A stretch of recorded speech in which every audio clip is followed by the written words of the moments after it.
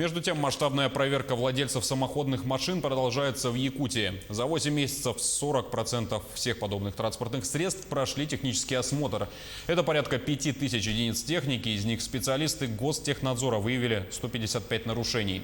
Второй этап профилактической операции «Трактор» стартует с 18 сентября. В ходе него основное внимание уделят регистрации техники, ее техническому состоянию и правилам допуска к управлению.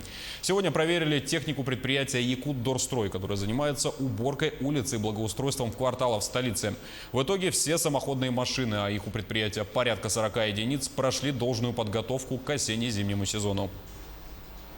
Ежегодно они технический осмотр обязаны проходить один раз в год, самоходные техники. При выявлении нарушений у нас предусмотрены административная ответственность.